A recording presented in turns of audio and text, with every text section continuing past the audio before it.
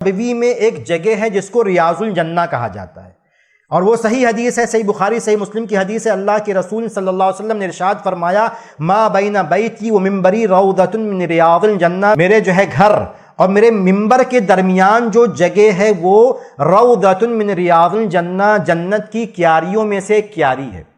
اب اس کا معنی کیا ہے؟ اختصار کے ساتھ اس کا معنی کیا ہے کہ وہ جنت کی کیاریوں میں سے ایک کیاری ہے۔ اس کا معنی کیا ہے؟ ایک معنی تو یہ کہ یہ حصہ جنت میں منتقل کر دیا جائے گا، ایک معنی تو یہ کہ یہ حصہ جتنا نبی نے بتایا وہ حصہ حقیقت میں جنت میں منتقل کر دیا جائے گا۔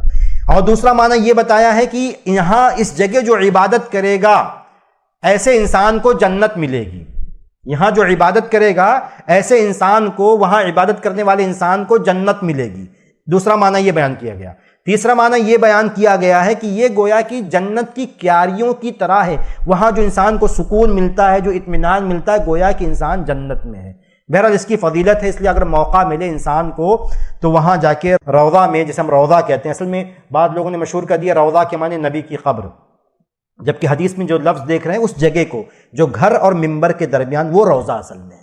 تو اگر آپ کو موقع ملتا، بھیڑ بہت ہوتی ہے، موسم میں تو بہت بھیڑ ہوتی ہے، عام دنوں میں شاید آپ کو موقع مل جائے، ورنہ موسم میں حج وغیرہ میں بہت بھیڑ ہوتی ہے، تو بچنا بھی چاہیے۔ بہت زیادہ بھیڑ بھاڑ جو ہے کسی کو روند کر جو ہے کسی کو تکلیف دے کے وہاں نہیں جانا چاہیے، لیکن اگر موقع ملے تو انسان جو ہے زیادہ سے زیادہ جو ہے نمازیں وہاں عبادتیں کریں۔